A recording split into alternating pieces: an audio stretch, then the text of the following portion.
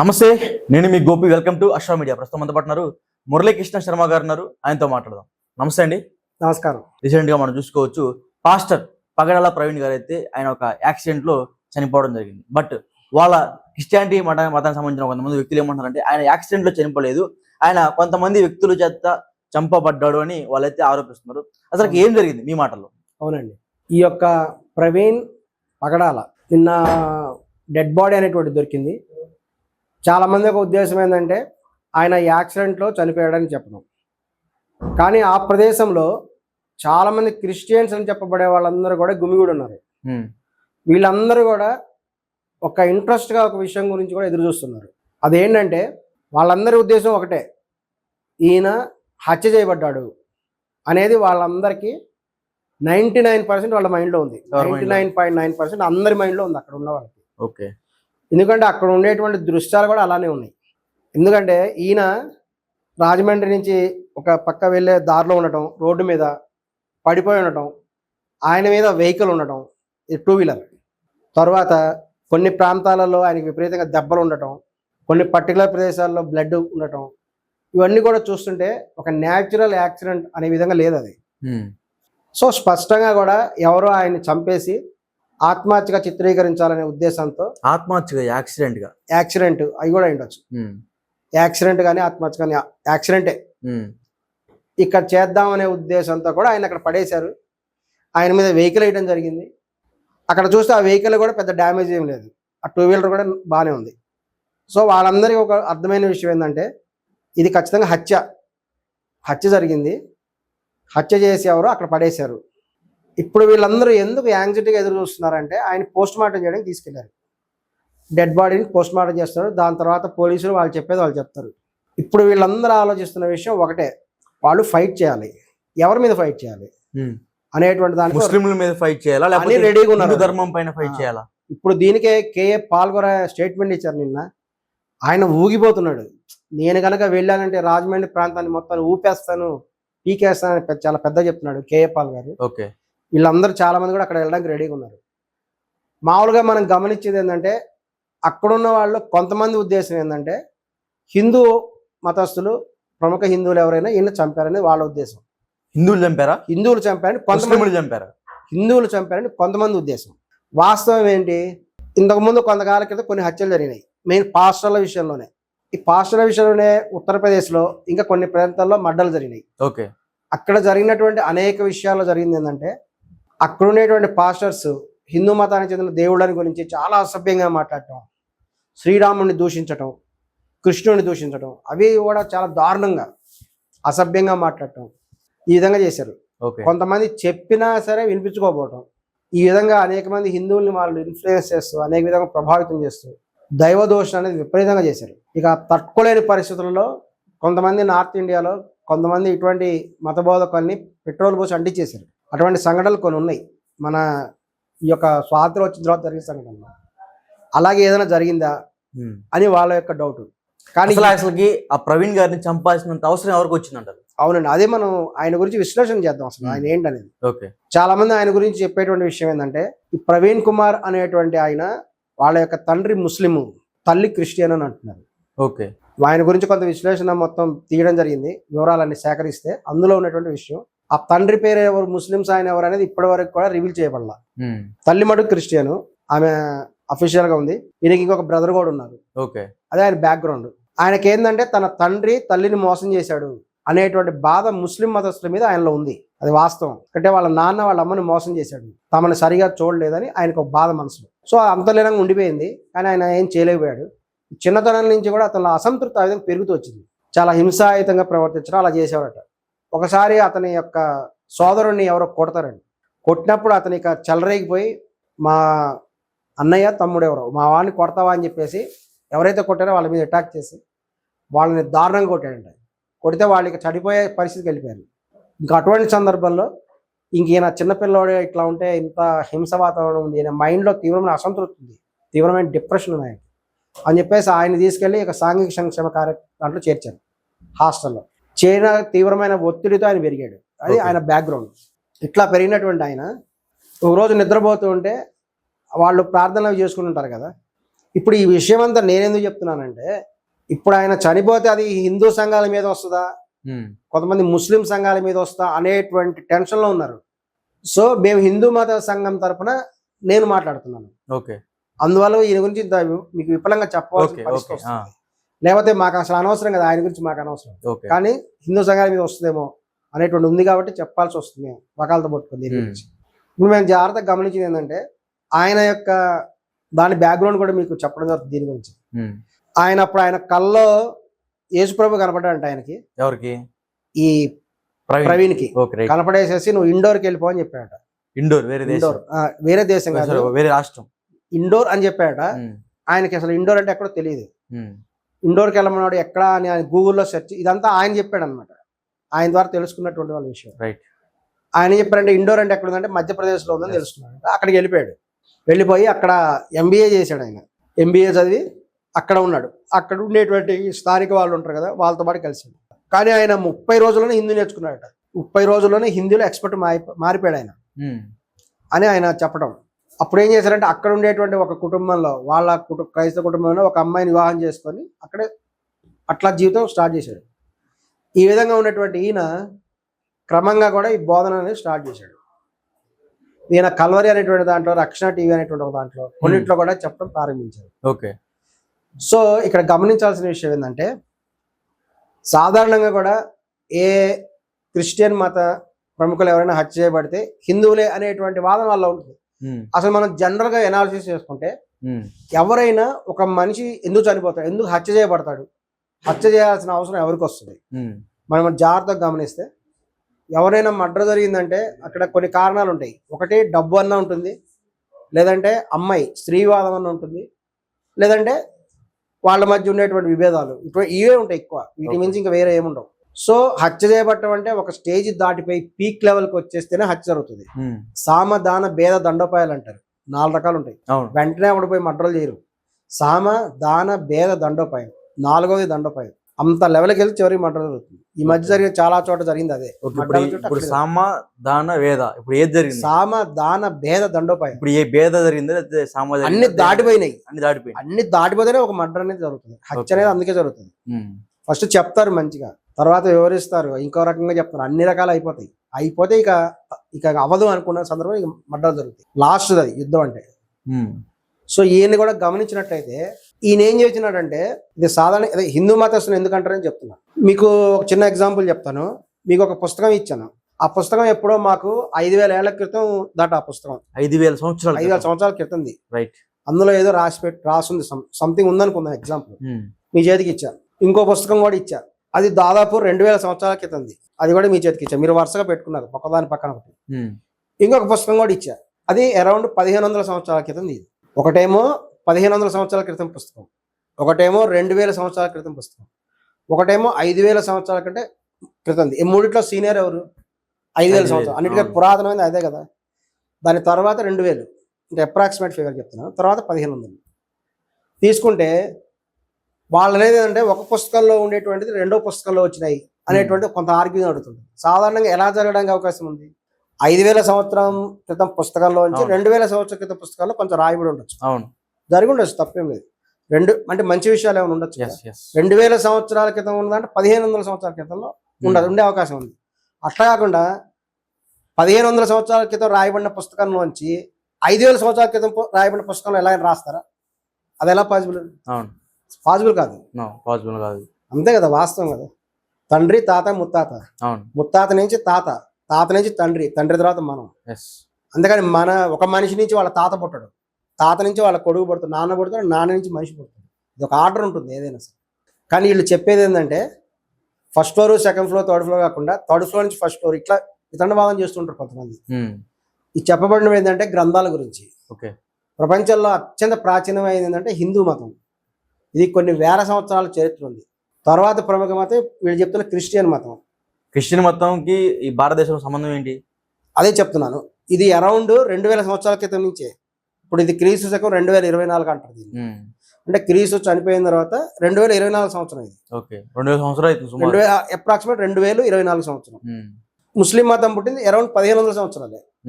అంతకుముందు ముస్లిం మతం లేదు. వాస్తవానికి ఇప్పుడు ఉండేటువంటి ముస్లిం ప్రాంతం అంతా కూడా మన భారత యుద్ధ కాలంలో కౌరవులు పరిపాలించేవాళ్ళు ఆ ప్రాంతం. ఓకే. ఇప్పుడు ఉన్నటువంటి ఆఫ్ఘనిస్తాన్లో కౌరవుల తల్లి అయినటువంటి గాంధార్ అక్కడ నివసించేది. ఓకే. ఆమె జన్మస్థానం అది ఆఫ్ఘనిస్తాన్.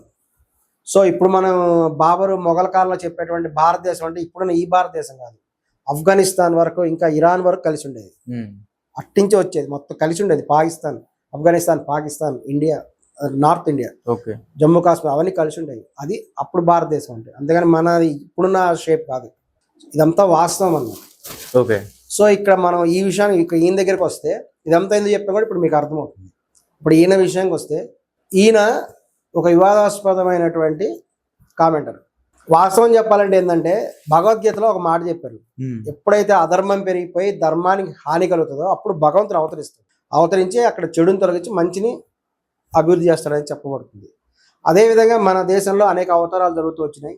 చెప్పదలుచుకుంటే క్రిస్టియన్ మతం అనేటువంటిది కూడా భారతదేశం చెందింది కాదు. ఇది ఒక ఇజ్రాయిల్ ఒక ప్రాంతం ఉంది కదా వాళ్ళది, బెత్లెహేం. ఆ ప్రాంతంలో ఒకప్పుడు అక్కడ పరిస్థితులు బాగాలేక అంత వ్యాపారం అయిపోయి ఆ విధంగా హింసాయుత వాతావరణం ఉన్నప్పుడు అక్కడ యేసు ప్రభు అనేటువంటి ఆయన పుట్టాడు. అక్కడ పుట్టి అక్కడున్న పరిస్థితులను బట్టి చూసి ఇది బాగాలేదు, మనం కొన్ని మంచి చేయాలని చెప్పేసి నేనేమంటున్నాను, మనం లాక్ చేయడం కాకుండా మనం డైరెక్ట్ ప్రవీణ్ దగ్గరికి వద్దాం. ప్రవీణ్ చంపేశారా లేకపోతే చనిపోయారా మీరు అన్నారు. ఎలా చనిపోయారంటే చంపేశారా మీరు అన్నారు. చంపేసింది ఎవరు? దాని గురించి వస్తాను. ఇది తెలిస్తే మీకు అది ఈజీ తెలుసు. ఓకే. అది క్రిస్టియన్ మతం.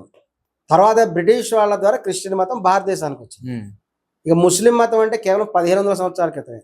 మక్కా ఆ ప్రాంతాల్లో అంతకుముందు వేరే మతం ఉండేది, హిందూ మతమే. అంతకుముందు మక్కా అనేది శివాలయం అంటారు, మక్కేశ్వరుడు. ఓకే. అంతకుముందు అక్కడ 365 విగ్రహాలు ఉండేవి లోపల. కౌరవుల దేశం కదా అది, వాళ్ళ పూర్వీకులు కానీ 365 విగ్రహాలు ఉండేవి.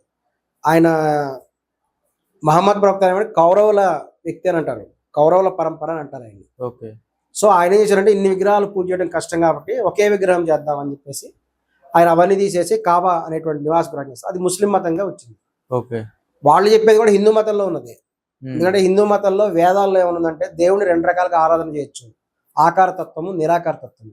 ఈ 2 చేయొచ్చు అని మన వేదాల్లో ఉంది. వేదాల్లో ఉండేదాన్ని మనం 2 చేస్తాం. ముస్లిమ్స్ ఏంటంటే కేవలం నిరాకార తత్వం చేస్తారు. అంటే వాళ్ళు ఒక షేప్ అనేది పెట్టుకోకుండా డైరెక్ట్గా భగవంతుడిని ఆరాధించడం వాళ్ళ పద్ధతి. హిందూ మతంలో ఒక పార్ట్, అది ముస్లిం మతం ఒక రకంగా చూసుకుంటే. ఓకే. సో ఇక్కడ ఏమైందంటే ఆయన ఒక గ్రంథం ఇచ్చాడు, దాన్ని ఖురాన్ అంటారు. అదొక ప్రసిద్ధమైనటువంటి గ్రంథం. జీసస్ క్రీస్తు ద్వారా కూడా ఈ యొక్క బైబిల్ రాబడింది. ఇక్కడ గమనిస్తే బైబిల్ అనేది 2000 సంవత్సరాల క్రితం తర్వాత కదా ముస్లిం మతం వచ్చింది. ఈ ఖురాన్లో కూడా జీసస్ క్రీస్తు గురించి ఉంది. జీసస్ క్రీస్తు గురించి అంటే 500 సంవత్సరాల ముందు ఆయన కాబట్టి ఆయన గురించి కొన్ని చోట్ల ఖురాన్లో రాయబడి ఉన్నది. ఒక ప్రవక్త ఉన్నాడు, ఆయన ఇలా చెప్పాడు, ఇలా కొంత పార్ట్ ఉంది. ఈ డిస్కషన్ అంతా కూడా ఈయన హైలైట్ చేశాడు. ఎవరు? ఈ ప్రవీణ్ కుమార్ అనేటువంటి ఆయన. ఓకే. వేరే వాళ్ళకి ఈయనకు డిఫరెన్స్ ఏంటంటే సాధారణంగా మన దేశంలో ఇప్పుడు ప్రధానంగా 3 మతాలు, హిందూ, ముస్లిం, క్రిస్టియన్స్ ఉన్నారు. లౌకిక రాజ్యం అంటారు, మత స్వేచ్ఛ అనేది ఉంది. ఎవరి మతాన్ని వాళ్ళు పూజించుకోవచ్చు, ఎవరి మతాన్ని వాళ్ళు ఆరాధించుకోవచ్చు, ఇది మత స్వేచ్ఛ అంటే. కానీ వాస్తవానికి ఏంటంటే కొంతమంది దీన్ని మిస్యూజ్ చేయడం అనేది ప్రారంభించారు. కొంతమంది ముస్లిం మతానికి చెందినటువంటి పాస్టర్లు కానీ వాళ్ళు 24 గంటలు ఏంటంటే హిందూ మతాన్ని దూషించడం, హిందూ దేవుళ్ళని దూషించడం, తద్వారా కొంతమంది హిందువులను వాళ్ళ వైపు లాక్కోవడం, ఇటువంటి పనులు కూడా చేస్తున్నారు. ఇది చాలామంది నచ్చట్లేదు. మీకు కావాలంటే మీ మతం పూజ చేసుకోండి, మీ జీసస్ క్రీస్తు చేసుకోండి, మేరీ మాత చేసుకోండి, మీ ఇష్టం, అది మత స్వేచ్ఛ ఉంది కదా. వేరే మతాలు దూషించే అర్హత మీకు ఎక్కడుంది? అలా హక్కు మీకు ఎక్కడుంది? అది లేదు కదా. కానీ వాస్తవానికి జరుగుతున్న విషయం ఇదే. ఎక్కువ మంది కూడా హిందూ మతంలో ఉండే దేవుళ్ళని దూషించడం, వాళ్ళ ద్వారా హిందువులను కన్వర్ట్ చేసుకోవడం, ఇది జరుగుతున్నది వాస్తవానికి. ఈయన ఏం చేశారంటే ఇంకొంచెం అడ్వాన్స్ స్టేజ్కి వెళ్ళిపోయి ముస్లిం మతాన్ని కూడా దూషించడం స్టార్ట్ చేశారు. ఏమని దూషించారు? ఈ ప్రవీణ్ అనేటువంటి ఆయన ఏమని దూషించారు? ఎందుకంటే ఆయన ముస్లిం అంటే ద్వేషం. ఓకే. ఈయన ఎట్లా స్టార్ట్ చేశారంటే ఈ యొక్క ఖురాన్లో ఏదైతే ఉందో జీసస్ క్రీస్తు గురించే మా ఖురాన్లో చెప్పబడేవారు. ఇంకా ఖురాన్లో ఉన్నటువంటి అనే వాటికంటే మేము ఇంకా గొప్పది, ఖురాన్లో ఉన్నటువంటి ముస్లిం మతంలో ఉండే చాలా విషయాలు పనికిరానివి అని అత్యంత భయంకరంగా మాట్లాడాడు. మొదటి నుంచి కూడా ఇది కంటిన్యూ చేస్తూనే వచ్చాడు. ఆయన తనకున్నటువంటి ముస్లిం మత యొక్క ద్వేషను ఆ విధంగా ప్రవేశపెట్టాడు. సో ఇక్కడ ఈయనకి ఏమైందంటే హిందూ శత్రువులు ఏర్పడ్డారు, ముస్లిం మతంలో శత్రువులు ఎక్కువ మంది ఏర్పడ్డారు. ఆయన డైరెక్ట్గా వీళ్ళు ఒంగోనెందుకు ప్రార్థన చేస్తారు అని దాని గురించి అసభ్యంగా మాట్లాడేటువంటి సందర్భాలు కూడా వీడియోస్ ఉన్నాయి. అప్పటి నుంచి కూడా ఈయన్ని కొంతమంది ముస్లిమ్స్ టార్గెట్ చేశారు. రీసెంట్గా కూడా ఆయన పోయిన నెల చెప్పారట చంపేస్తాను. అదేమని చెప్పారంటే ఫత్వా జారీ చేయబడినది అని చెప్పాడు. ఫత్వా జారీ చేయబడినది. ఇంకోసారి చెప్తున్నాను, నన్ను చంపుతారేమో ప్రాణభయం ఉంది, వ్యతిరేకంగా ఫత్వా జారీ చేయబడింది అని ప్రవీణ్ కుమార్ పగడాల చెప్పాడు. ఫత్వా అనేది కేవలము ముస్లిం మతస్థులు మాత్రమే చేస్తారు, హిందువులు చేయరు. ఫత్వా అంటే ఏంటి? ఫత్వా అంటే ముస్లిం మతానికి చెందినటువంటి ఒక పెద్దలు ఒక నిర్ణయం తీసుకుంటారు, ఇది చేయండి అంటే ముస్లిం మతం చేయాలంతే. No more arguments, no more discussions. Okay, చెయ్యండి, it's my order. Judge final judgement ఇస్తారు, ఫైనల్ జడ్జిమెంట్. ఆయన ఏం చెప్తే ఇంకా అదే ఫైనల్. అట్లా ముస్లిం మతంలో ఫత్వా అనేది ఒకటి ఉంది. ఓకే, వాళ్ళు హైయెస్ట్ వాళ్ళు చేస్తారు, వాళ్ళ మత పెద్దలు చేస్తారు. అది కనుక జారీ చేయబడిందంటే ఇంకా అంతే. పాకిస్తాన్లో చేస్తుంటారు ఎక్కువ. ఎవరైనా దేవుణ్ణి దూషించారనుకోండి, ఫత్వా జారీ చేస్తారు. మహమ్మద్ ప్రవక్తని ఇదివరకు ఎవరో దూషించాడు పాకిస్తాన్లో, వెంటనే అతనికి వ్యతిరేకంగా ఫత్వా జారీ చేశారు, చంపేమని. అతను చంపేశారు. ఆ విధంగా ఉంటుంది ఫత్వా. సేమ్ ఆ విధంగా జరిగిందంట. ఆ విధమైన ఫత్వా ఈయన మీద జారీ చేయబడింది అని ఆయనే చెప్పాడు. ఓకే, ప్రవీణ్ గారే ఒక నెల క్రితం వచ్చిన వీడియోలో ప్రవీణ్ పగడాలకు వ్యతిరేకంగా ఫత్వా జారీ చేయబడినది అనేటువంటిది అది చెప్పడం జరిగింది. ఆయనకి వ్యతిరేకంగా అనేక యూట్యూబ్ ఛానల్స్ ఉన్నాయి. ఛానల్స్లో చాలా మంది ముస్లిమ్స్ ఆయనకి వ్యతిరేకంగా కూడా చెప్పడం జరిగింది. నేను మీకు ఒక వీడియో కూడా చూపిస్తాను వీటికి సాక్ష్యంగా. ఏంటి ఆ వీడియో? ఏంటి? ఈయనకు వ్యతిరేకంగా మాట్లాడే యూట్యూబ్ ఛానల్స్ కొన్ని ఉన్నాయి. అనంత కరుణామయుడు అపార కృపాశీలుడైన అల్లా పేరుతో ప్రారంభిస్తున్నాను. బైబిల్ చదివే అధిక క్రైస్తవ సోదరులకు తెలుసు, సామెతలు 8వ అధ్యాయములో జ్ఞానమును గురించి చెప్పబడిందని.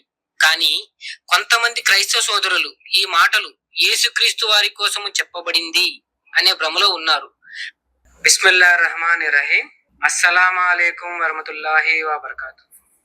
అనంత కరుణామయుడు అపార కృపాశీలుడైన అల్లా పేరుతో ప్రారంభిస్తున్నాను. అల్లా పేరుతో చెప్తున్నాను. ఓకే, తర్వాత ఈయన గురించి చెప్తున్నారు అనేది నా ప్రశ్న. ఈయన వీడియో ఇది. ఒక ఆయన అన్నాడు, పులి పెట్టేమో పులే, అలాగే దేవుని పెట్టేమో దేవుడే. అలాంటిది కూడా నేను అనేది అలా కాదు. ఒకనొకప్పుడు కలుగు చేసుకున్న దేవుని గురించి నేను అనట్లేదు, కలగా పడనటువంటి సృష్టికర్త అయినటువంటి దేవుడు అని చెప్తున్నాను. Okay, right. సామెతల గ్రంథం 8వ అధ్యాయానికి వెళ్దాం. 22వ అనే సాతాను ఉద్దేశము కలిగిన ఈ ప్రవీణ్ పగడాల అప్పటి వరకు సామెతల 8వ అధ్యాయంలో ఉన్న జ్ఞానమును యేసుకి ఆపాదించి ఇతను అదే సిద్ధాంతాన్ని అనుసరించడమే కాకుండా ఎంతో మంది ఖురాన్ లో చెప్పబడిన దాన్ని అమాయక ఈయన ఆర్గ్యూ చేశాడని. ఇది ముస్లిం వాళ్ళకి చెందినటువంటి వీడియో. ఇది Subhani. Okay, right. Truth channel Subhani అనేది వీడియో యూట్యూబ్ ఛానల్. ఇది ట్రూత్ ఛానల్ సుభాని. మీరు యూట్యూబ్ లో పెడితే వస్తుంది. దీంతో పాటు ఇంకా చాలా వీడియోస్ ఉన్నాయి. Okay, okay, right. చెప్పండి. ఇంకా వీళ్ళందరూ కూడా చాలా స్పష్టంగా కూడా ఇతన్ని దూషిస్తూ కూడా డైరెక్ట్ వీడియోలు ఉన్నాయి.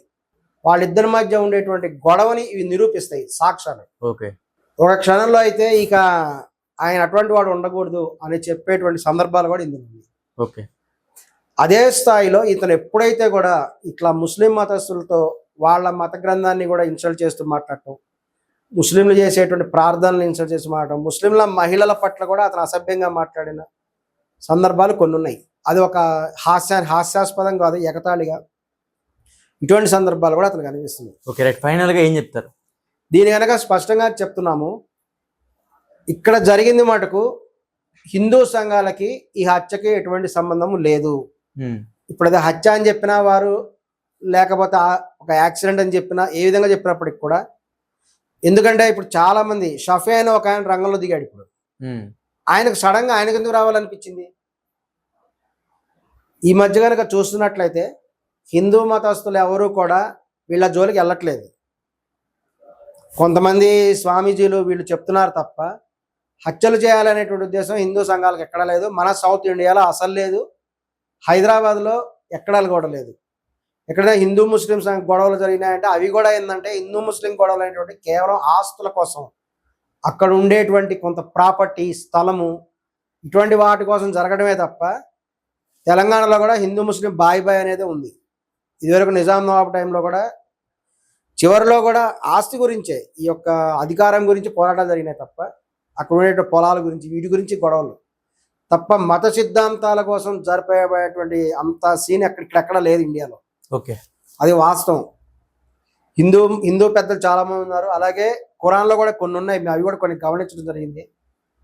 వివాదాస్పదమైనటువంటి భూమిలో నమాజ్ చేయరాదు అని ఉంది. వివాదాస్పదమైన భూమిలో నమాజ్ చేయరాదు, అది చాలా మంది గమనించాలి ముస్లిమ్స్. ఇంకొకటి కూడా చెప్పారు, భగవంతుడి గురించి ఎవరు పడితే వాళ్ళు మాట్లాడకూడదు. ఈ పెద్ద పెద్ద విషయాలు కొంతమంది అందులో జ్ఞానం వచ్చిన వాళ్ళే మాట్లాడాలి. ఓకే, ఎవరు పడితే వాళ్ళు మాట్లాడితే దాని యొక్క మీనింగ్ మారిపోతుంది. ఇది ఎంతో పకడ్బందీగా ఉన్నాయి గ్రంథాలలో. ఓకే, మనకి గ్రంథాలు పక్కన పెడితే మనం మాట్లాడే టాపిక్ ఏంటంటే ప్రవీణ్ పగడాల హత్య లేకపోతే యాక్సిడెంట్, అంతే ఫైనల్ గా అయిపోవాలి, దీంతో కంక్లూడ్ చేయొచ్చు. ఏంటి ఇట్లా చెప్తున్నప్పుడు ఇతను చేసినటువంటి విద్వేషపూర్వకమైనటువంటి ఈ యొక్క వాటి ద్వారా ఇతను హత్యకు గురవడానికి ఎక్కువ ఛాన్సులు ఉన్నాయి.